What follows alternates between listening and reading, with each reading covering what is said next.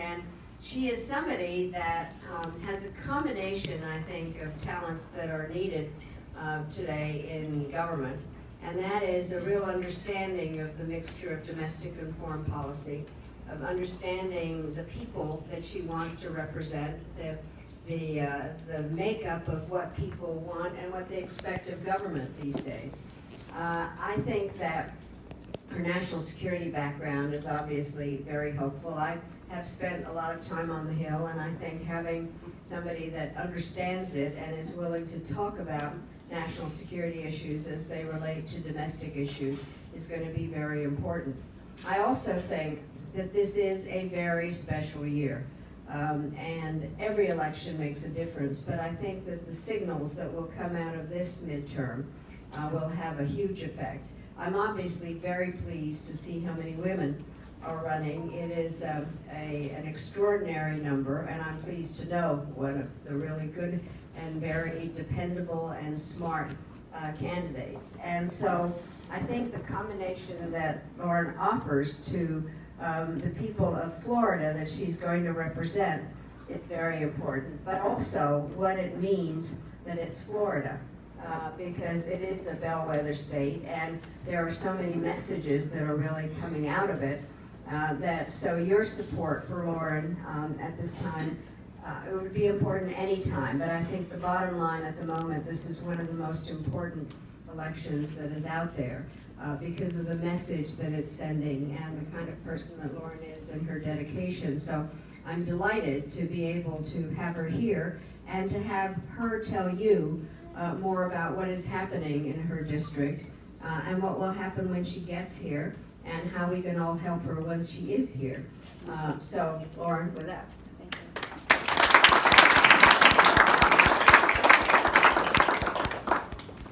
Well, thank you, Jim. Thank you, Secretary Albright. I want to thank everyone else on the host committee. It is a long list of esteemed names in the foreign policy space, and I'm so grateful for what all of you have done to pull tonight's event together.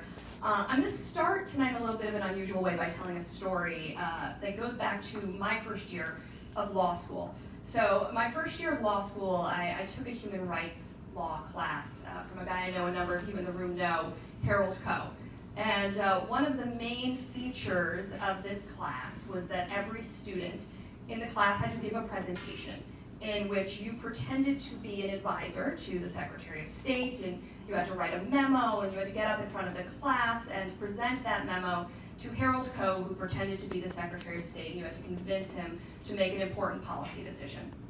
It was pretty nerve-wracking as a first-year law student to do that. Harold had been an official in the Clinton administration, big reputation. So the day before I was supposed to give my presentation, Harold, in his affable way, pulled me aside after class, and he said, Lauren, I just want to let you know, tomorrow I'm not going to be asking the questions. And I said, oh. He said, yeah, instead, I've invited Madeleine Albright and play Secretary of State, which, to a first-year law student was about the most horrifying thing that you could possibly hear. And that was surpassed only by the fact that as I was walking into the law school the morning after that to do my presentation, I checked my email at a kiosk, because this was back in the days before smartphones, and an email had been sent to the entire law school, inviting everyone to come witness to first-year students, including Lauren Baer, present to former Secretary of State Madeleine Albright, in the largest auditorium in the law school. So, I then found myself there, my second semester of law school, absolutely terrified, making the argument I thought I was going to be terrified to make in front of Harold Coe to you. But that experience there then changed the trajectory of my career in my life in very meaningful ways. I ended up doing an okay job. I ended up working for Secretary Albright that summer, getting to know Jim and Wendy and Carol and so many other folks who have worked here and become such mentors to me and friends. And it was that experience that really got me believing that I could take this interest that I had in international law and human rights and foreign policy and actually craft it into a career. So I think if you had asked first-year law student Lauren what her highest aspiration was, it was that maybe one day I would have the opportunity and event to be introducing you, Secretary Albright, but I never in a million years imagined that you would be introducing me in this way. So I am completely humbled by the fact that you have done this all that you've done. So with that, a little bit about me in the context of this campaign. So again, I'm Lauren Baer, running in Florida's 18th Congressional District. District starts just north of Mar-a-Lago in Florida. It includes the, it's the northern part of Palm Beach County, 2 counties above that. This is the district where I was raised, where I went to local public schools, where 4 generations of my family have made ends meet and gotten to know their community by selling furniture for a living. I got my career started on a slightly different path. Actually started out litigating, doing things like fighting to get money out of politics. I recognize the irony in that now. And then went on to spend 6 years as an official in the State Department during the Obama administration, senior advisor to Secretary of State Clinton and Kerry and to UN Ambassador Power. And I was so incredibly proud to go into work every day and know that we were trying collectively to keep our country safe, but also to project the best of American values. For me, it was really the career experience of a lifetime. But I have to tell you, I never saw a case in a courtroom or a crisis in the Situation Room where I feel like there's as much on the line as there is for our country this year, right now.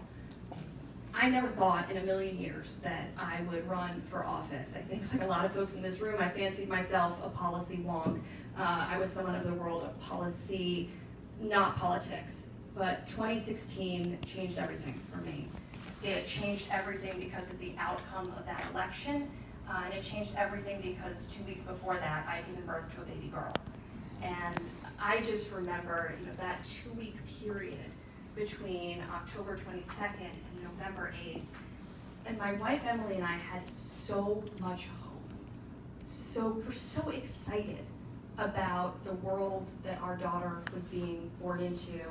So excited that she was going to become aware of the world around her at a time when she would know no limits to her aspirations. And then I remember the morning of November 9th. And I remember being absolutely devastated.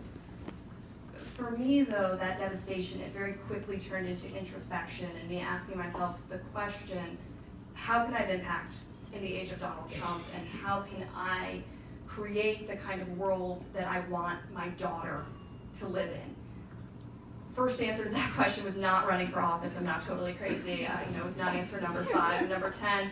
But that eventually came to me from a different woman in my life, my mom, Nancy. She's someone with a big, big personality, a big, big heart, and she's also someone who has been chronically ill for more than 2.5 decades now at this point. And as it so happened, the day before the Affordable Care Act repeal vote, my mom did something a little bit out of character. She picked up the phone and she called her local congressman. And as luck or fate would have it, she didn't get put through to an intern, she didn't get put through to a staffer.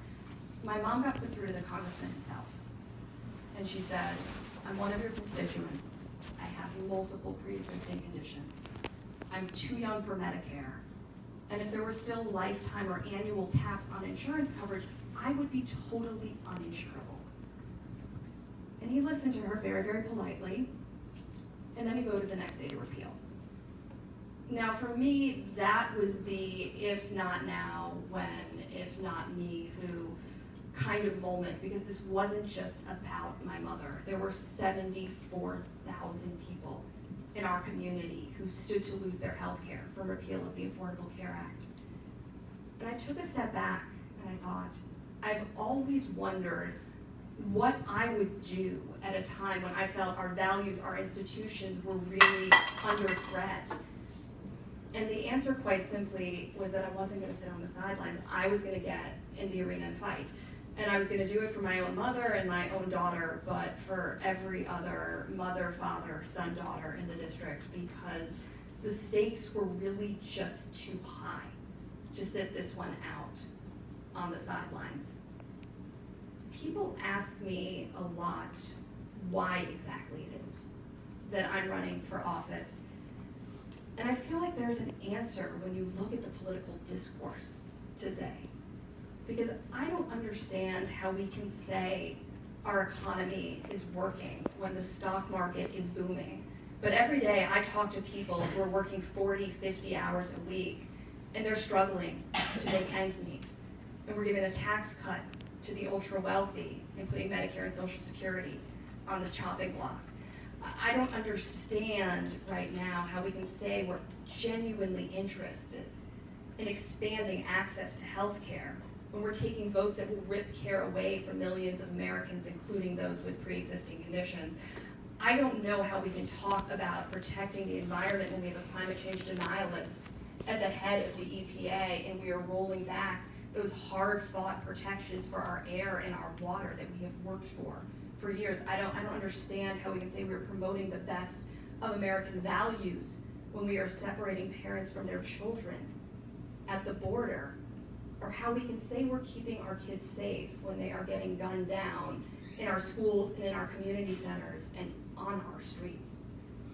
So there is so much on the line for us this year. And ultimately, I believe in my heart of hearts that the people of my district deserve a representative who's going to vote in their interests, not for special interests. And I know from my time in Washington that our government can actually work if we send the right kind of people to represent us. So that's why I'm in this fight. It's really plain and simple. And before I take questions, I want to just tell you a little bit about this district and why you should care about it from your position here in Washington, D.C.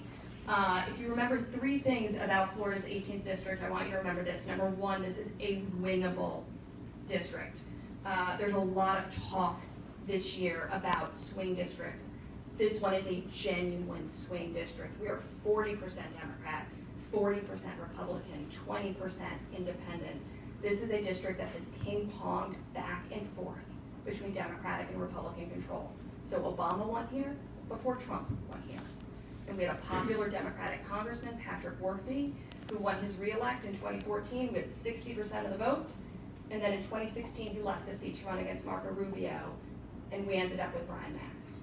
So point number one, we have a district we can win. Thing number two I want you to remember about my name is incredibly apparent that the Republican Party has abdicated all responsibility for checking this administration in any way. And when we have a president who is cozying up to dictators behind closed doors, ignoring electoral interference, ripping apart international agreements, undermining the United States presence on the global stage, I think there is as good an argument as ever that it's the right time for us to be electing leaders with deep foreign policy experience who can hold this administration in check and help guide our country in the right direction.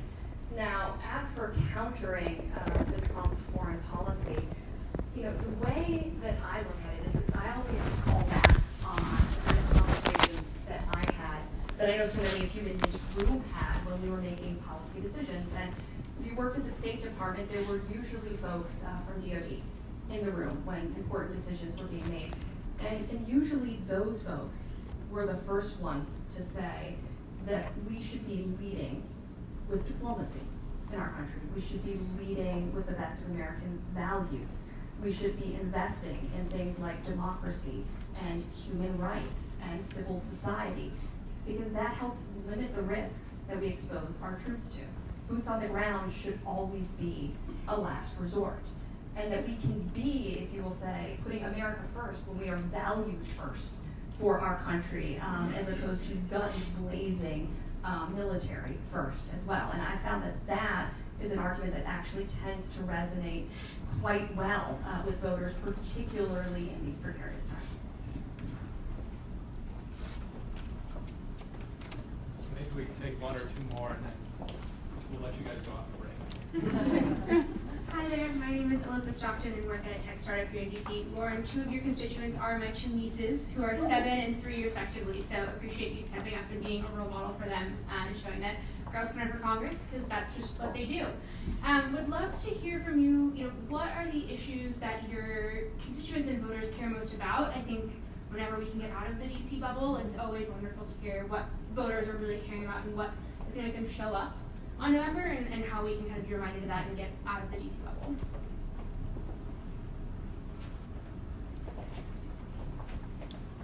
So issue number one, healthcare. People care a lot about healthcare. Half of my constituents are over the age of 55. So my mom's situation is not unusual. I have numerous folks living in my district who are living with pre-existing conditions, who are worried every day about what happens if we repeal the Affordable Care Act. Maybe they have policies right now that they're paying exorbitantly high premiums and deductibles for new junk plans that the Trump administration is peddling. So shoring up the Affordable Care Act, looking for additional mechanisms to expand healthcare to all Americans, that's at the top of my agenda. Environmental issues, number two. I think it's a luxury actually to be a Democrat running in a district where people care about the environment. But my district is sandwiched between the Atlantic Ocean on one side, so we are feeling the effects of stronger hurricanes, rising sea levels, coastal erosion. And on the other side, we have Lake Okeechobee, which is presently 90% covered with toxic algae. And our district is currently represented by someone who has been lockstep with the Trump administration in terms of rolling back the kind of environmental protections that keep our air and water clean. And for us in Florida, this isn't just an issue about being able to go out and enjoy the water for recreational purposes. It's fundamentally an economic issue as well. Our primary industry is tourism. We make our money in our district from the water. Medicare, Social Security loom incredibly large in my district as well because of the demographics. And there's particular concern here about the deficit implications of the Republican tax plan and what that means with Paul Ryan making very clear that he intends to put Medicare and Social Security on the chopping block to pay for that tax cut that he gave to corporations and the ultra wealthy. And then the last one I would add to that is just common sense gun safety reform. We are an hour north of Parkland in my district. We know those could have been our kids, those could have been our schools. Young people are energized in a way that they have never been before. And people are asking every day, how is it that 96% of Americans agree that we should have universal background checks? And we've never seen a vote on the issue. Okay, does someone have a fairly long question so that Lauren can bring some or comments? We'll take two. Hi, Lauren. So I'm actually from Lauren's district originally, Palm Beach Gardens in the house. And my question is, I'm fairly familiar with, I think, the Palm Beach Gardens, Jupiter, Palm Beach County voter. But I was kind of curious how the issues change as you move up to Stewart, Port St. Lucie, and what people care about in those districts as opposed to Palm Beach County. Pass the mic right over there. We'll get one more. I don't know. That's where I thought it was. The worst MC ever. Did you have a question? I do. Yeah, please fire away. So Alan Goodman, I work at IIA, which administers the Fulbright program. I hope when you're elected, you'll have the privilege of voting to continue it. In your district, how do people feel about the census? Should it count all persons in the district or only citizens?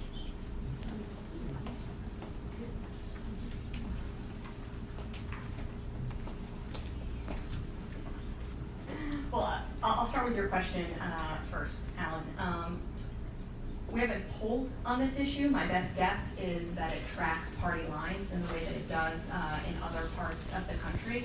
But let me just say, I think it's pretty despicable because the Constitution makes very clear who is to be counted in the census, and the importance of counting everyone in the census to ensure that we have proper representation in Washington.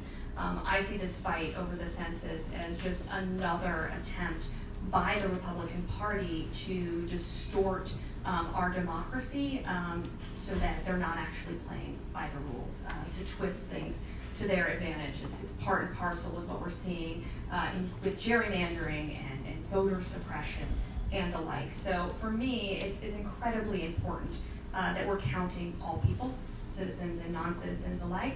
And I also think, frankly, that it's very important that we're asking the kind of deep questions that let us know who exactly makes up our community. Among other census moves of this administration were a decision to stop asking folks if they were members of the LGBT community. As someone who's part of that community, that is close to home because I know that when you're not counted, you then become invisible. And it's a lot easier to ignore or marginalize or leave behind groups of people when you can make a colorable argument that they do not in fact exist. So for me, on this and so many other issues, I think making sure that we're fully counting and representing everyone is fundamentally important.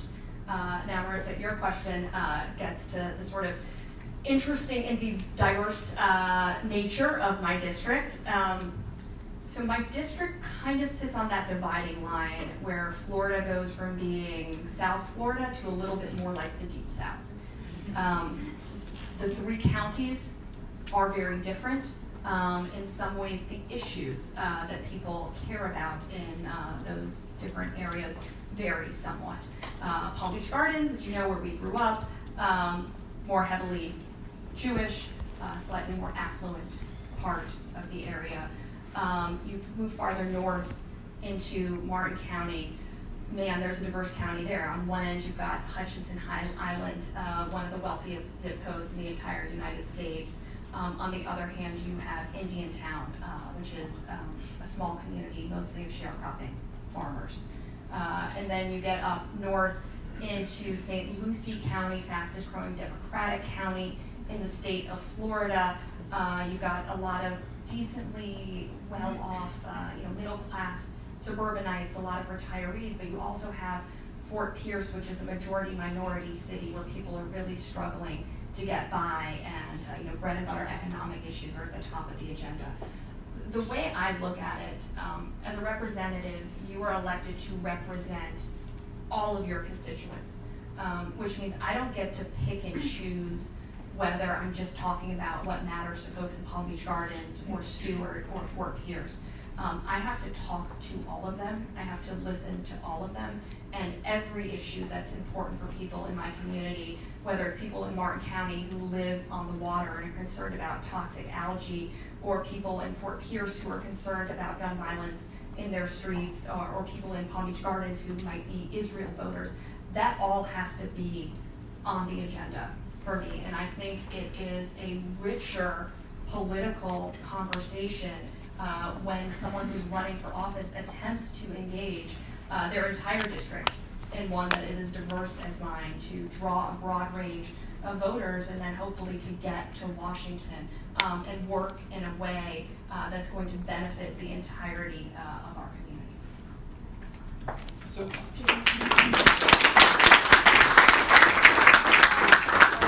Thank you very, very much for coming. And I have written a book which has kind of a bland title, Fascism, a Warning. And I have this thing that I've been talking about is that, we have see something, say something. I have added to that, do something. And my to-do list does involve calling out what is going on and respect for the freedom of the press. But one of my main to-dos is to have people either run for office or have those of us that are not to be supportive of those that are. And I think that what you're doing is exactly the right thing. As I mentioned to you, I have only one regret in life, that I didn't run for office, and listening to you makes me regret it even more. I really do think that you have an incredibly good message and a caring approach to it. One of the other parts of my to-do list is to talk with people with whom one disagrees. Not, I don't like the word tolerance because it's just put up with, but basically respect those with different views. And then something else you said, every book or speech always has a quote from Robert Frost. So one of mine that I like now and I have in the book is, the older I get, the younger are my teachers. And that certainly applies to you, but also you talked about the Parkland kids and how to get them much more involved in things. So everything you said was right on point. And I'll just close with something else you said about the role of Congress. I think it's Article 1 time. I'm up on the Hill an awful lot, and I keep saying that to everybody. It is an honor to be a member of Congress, and people have to read the Constitution and recognize what power you have. We have to get you there so you can prove Article 1 time. Thank you very, very much.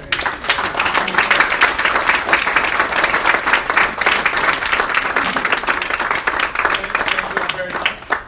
Phone bank, Canvas, Visit Florida, and give. Yeah. Appreciate it. Thank you.